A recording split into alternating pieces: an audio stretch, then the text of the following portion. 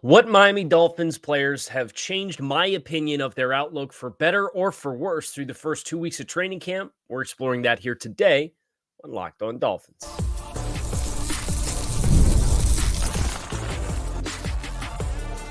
You are Locked On Dolphins, your daily Miami Dolphins podcast, part of the Locked On Podcast Network, your team every day.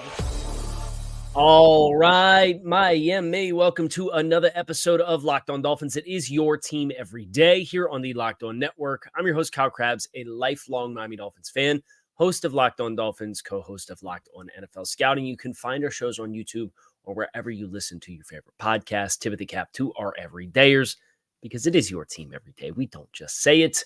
We live it here on the Locked On Network. Today's episode of Locked On Dolphins is brought to you by LinkedIn Jobs. LinkedIn Jobs helps you find the qualified candidates that you want to talk to faster. Post your job for free at linkedin.com/LockedOnNFL. That's linkedin.com/LockedOnNFL to post your job for free. Terms and conditions do apply. The Dolphins are off today, and then we have a preseason game tomorrow against the Falcons. Hello to all the Falcons fans that feel insecure enough to come in here and try and trash talk a couple of joint practices that sounded like they were fairly evenly matched across 2 days. It's good to see you guys again. For Miami, today is a chance to zoom out. You've had now 2 full weeks of practices as a team. And this is really the meat and potatoes of the preseason, right? Is this bulk? Because they're off today. They play tomorrow. They're off on the weekend. And then next weekend, they build up to playing another preseason game with Washington. And then they build up to a preseason game on a Friday to close the preseason against Tampa Bay. And then they get into their regular season routine. So a lot of volume, 3 days on, 1 day off, 3 days on, 1 day off, 3 days on, 1 day off. It's a lot of cracking skulls in a short amount of time. And the body of work internally against yourselves, by and large, is by the wayside for Miami, because they have a joint practice against Washington, and then they have a joint practice against Tampa Bay. So they'll still crack with each other a little bit. But this bulk of the first onboarding process of the season and getting the calluses back is a fairly large body of work for the internal evaluation of your team when practicing against yourselves. So what has changed? What opinions do I have that are different now than they were 1 month ago on July 8th, when we were sitting here wondering, is Tua going to get a contract done? Is Tyreek going to get a contract extension or restructure? Is he going to make a stink about it? Well, those things have been resolved.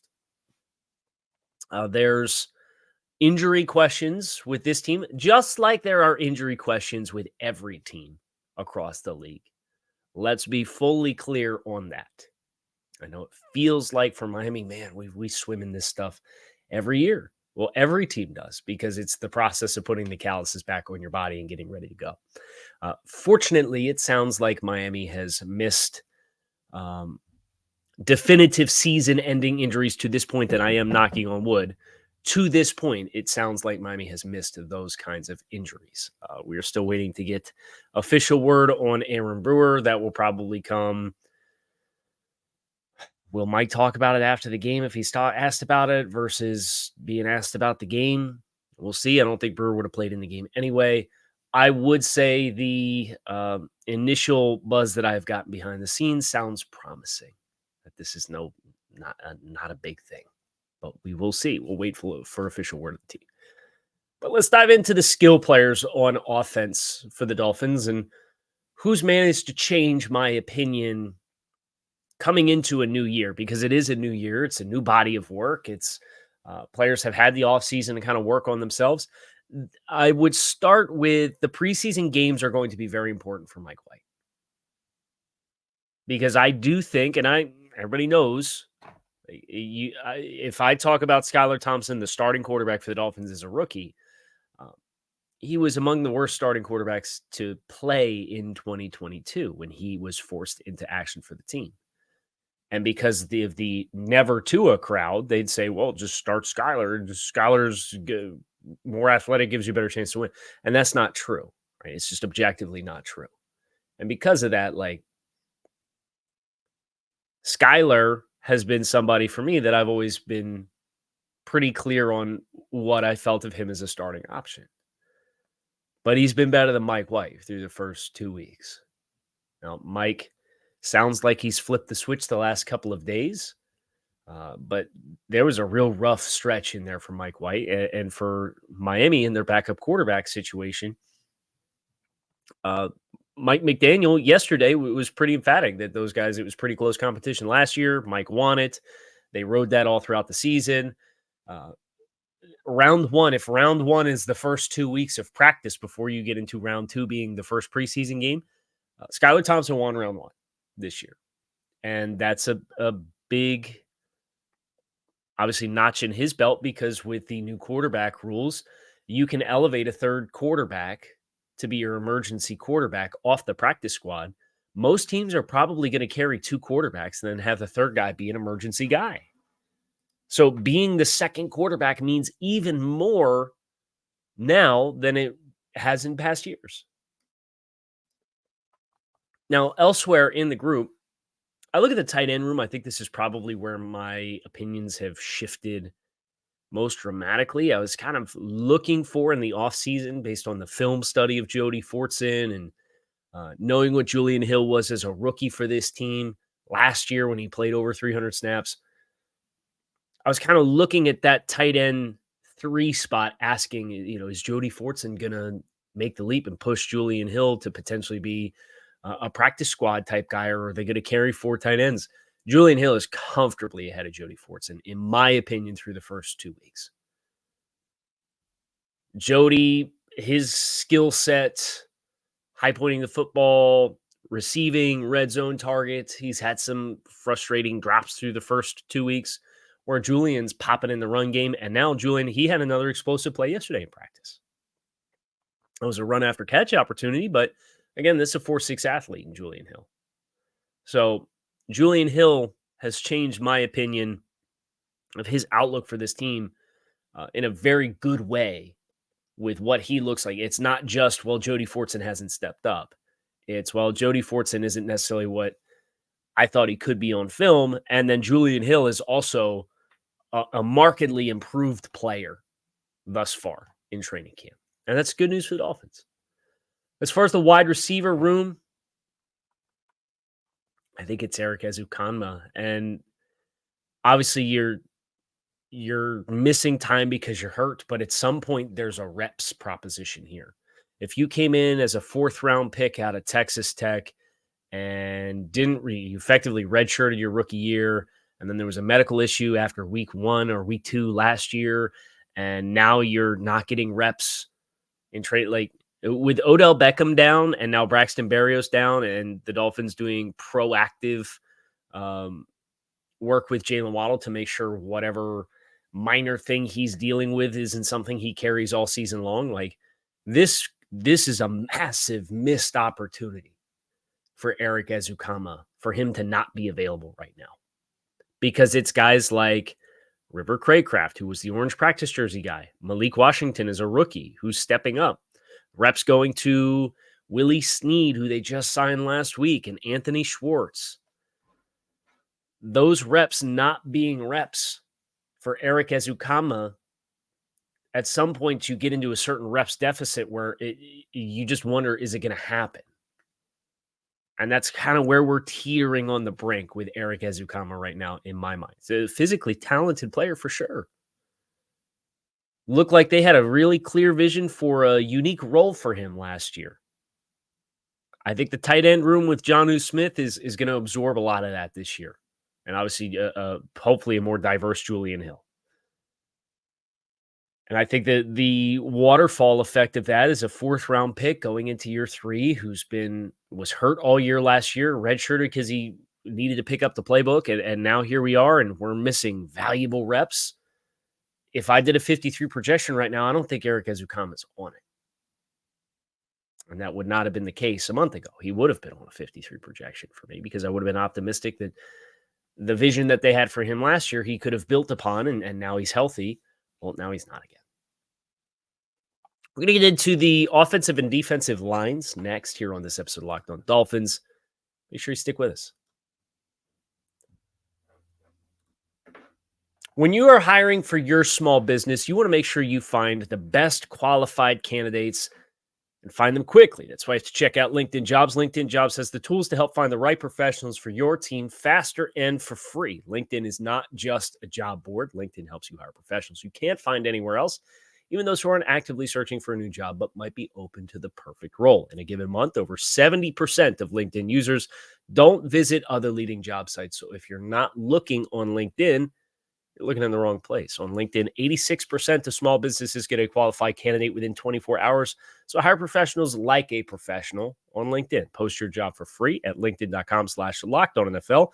That's linkedin.com/LockedOnNFL to post your job for free. Terms and conditions do apply. I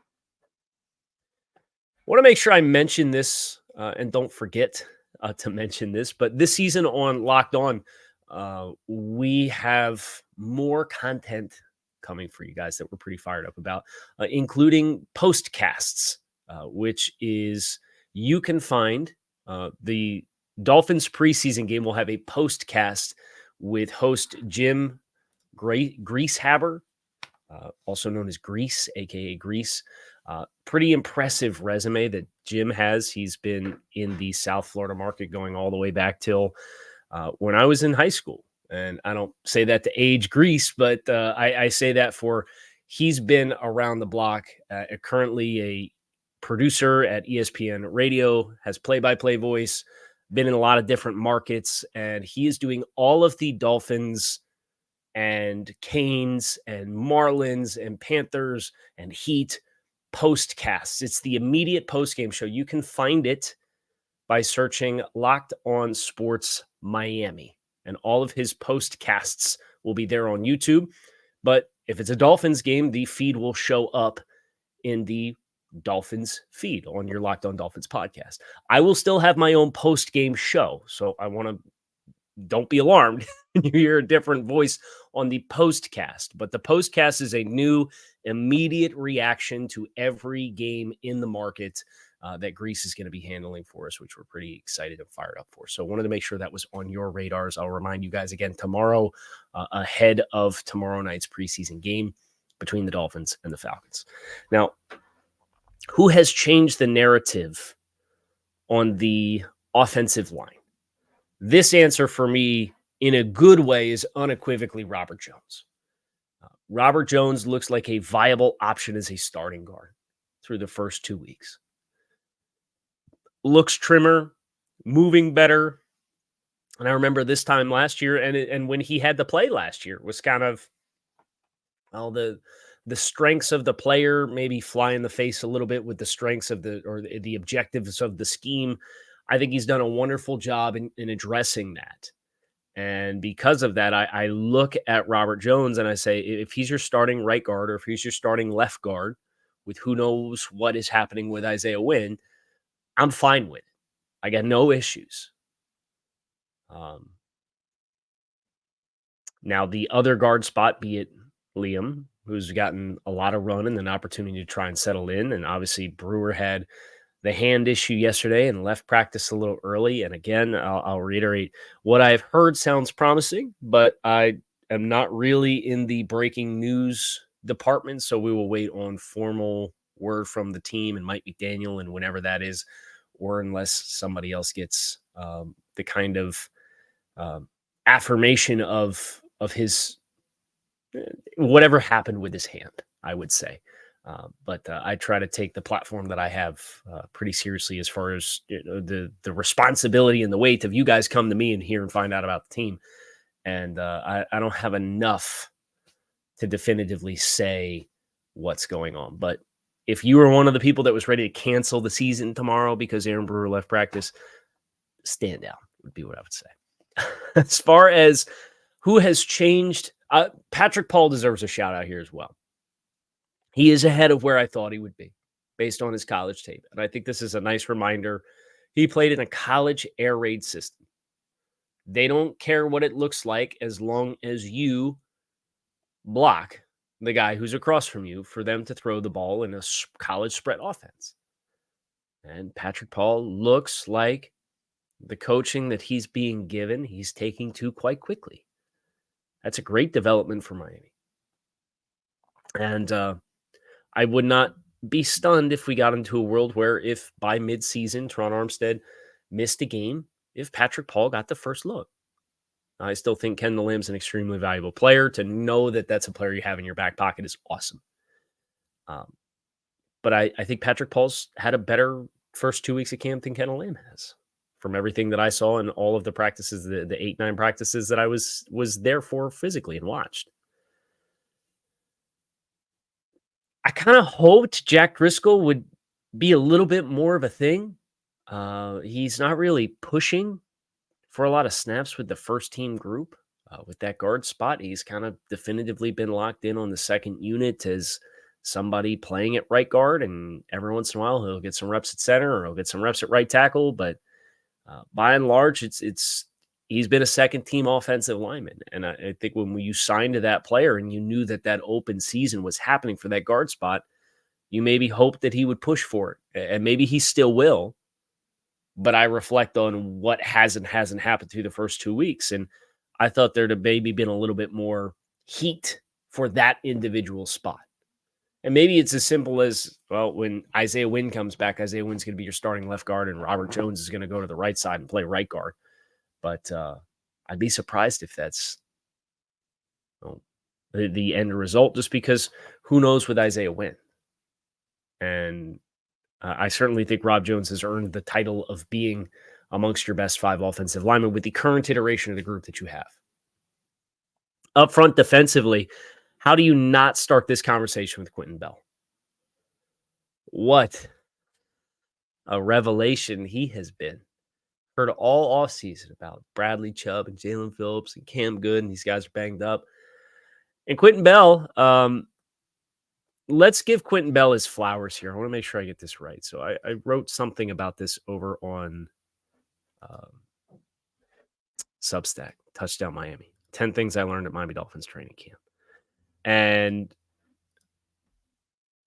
Quentin Bell's pathway to the NFL, he was late to get to football as a high school player.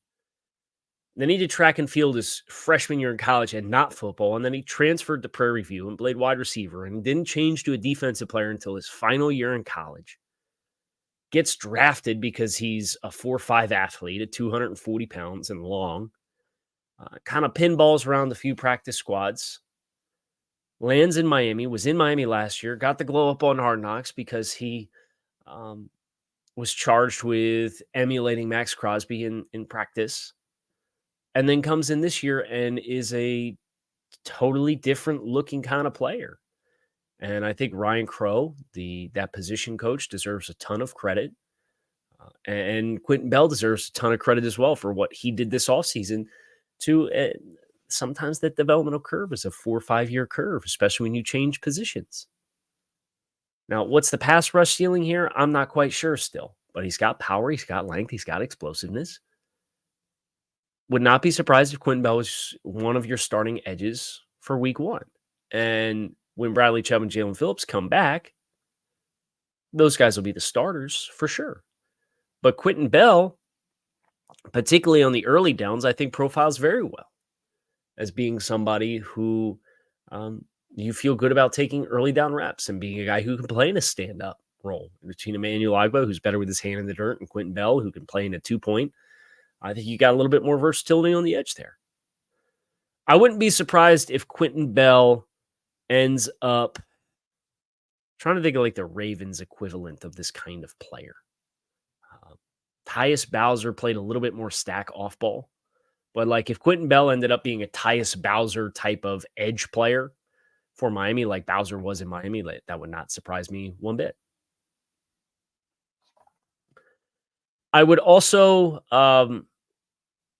give a few flowers to Benito Jones, who I had looked at the competition with him and Tier Tart. And look, I hope you guys come away from this conversation and you appreciate the objective here is not, hey, here's all the winners And these are the guys that are definitely going to be in these spots. But this is me reflecting on my own opinions from the offseason, like guys that are already making me eat some crow and proving me wrong with what my prognosis was for them as viable players for the Dolphins in a good way or a bad way based on what they have shown. And I'm not going to have the ego about it, right? Like you got to go out there and play. And Benito Jones is going out and playing and knows. Tier Tart has the splash plays. I think everybody hoped it would be Tier Tart based on what he was when he was at his best in Tennessee. But Benito Jones is just like a low to the ground, you-know-what house that you can't really move. He's got that look, he's got that feel, and he's executing it. And he's executing against the Dolphins' perceived starters up front. And I'm watching Brewer, and I think Brewer has a lot of nice moments on the practice field. I think Robert Jones has a lot of nice moments on the practice field. Those guys in particular, I'm totally fine with rolling as those guys as your unquestioned starters in respective spots. Now that other guard spot's a different story, but we're not going to beat that horse into the ground. We have secondary and linebackers coming up next here on this episode of Locked On Dolphins. Players who have changed, my opinion, the most through the first 2 weeks of camp, for better or for worse. That's coming your way next. Stick with us. Getting tickets to the game is not supposed to be stressful. It's supposed to be fun to go see your favorite teams, and then you can turn on the postcast and listen to Grease break down all the action and the immediate aftermath, and then tune into Locked On Dolphins or Canes or Marlins or Heat or Panthers and hear your local hosts, of course, of your local shows break it all down as well. But Gametime is the way to take the stress out of getting tickets for all of your favorite sporting events. Gametime is an authorized ticket marketplace for Major League Baseball, making tickets faster and easier to get a hold of. Prices on the Gametime app actually go down the closer you get to first pitch. With killer last-minute deals, all-in prices, views from your seat, and their lowest price guarantee, Gametime takes the guesswork out of buying tickets. It's not just baseball, though. You can save up to 60% buying for sports, concerts, comedy, theater, and more. With their flash and zone deals, you can save even more, up to 60%. And with all-in pricing, you get the total up front. There's no surprise fees when you put the tickets into your cart and go to checkout. So take the guesswork out of buying tickets with Gametime. Download the Gametime app, create an account, and use code LOCKEDONNFL for $20 off your first purchase. Terms do apply. Again, create an account, redeem code LOCKEDONNFL for $20 off. Download Gametime today. Last-minute tickets for the lowest prices, guaranteed. In the back seven, Miami, some guys on some maintenance programs, making sure guys are healthy for the start of the season. You don't want to push guys through too much too early. I get it. Anthony Walker, first week of practice, really set the tone. And that was in part with David Long's absence. And then David Long came back, and then Jordan Brooks missed a little time, and Walker missed some time. So you've had a chance to see a lot of guys kind of get some run there at linebacker. And Walker, I think, is the one who I've really perked up. And he signed a low-end deal for Miami. Had some injury issues in years past. And that doesn't absolve, like, this isn't to say he's definitively going to play all 17 games for you, but to know he's your third linebacker and a veteran player, the question for whether or not I thought he was going to make the roster really came down to what's the roster composition? How many linebackers do you carry? Is Duke Riley or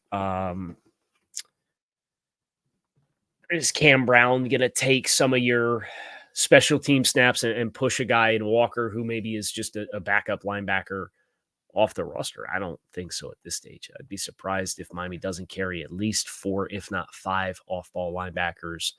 And I would certainly say Walker is firmly on the roster at this stage for me. In the secondary, well, let me say this about Cam Brown.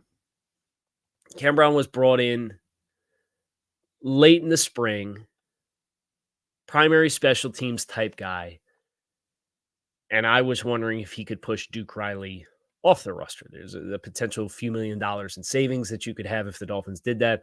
I don't think Brown has popped enough, at least at this stage, for me to warrant that. And now that salary cap space isn't really an afterthought for Miami now that they're among the top 5 teams in the NFL and available salary cap space. And they can carry all that over or add a player if they want.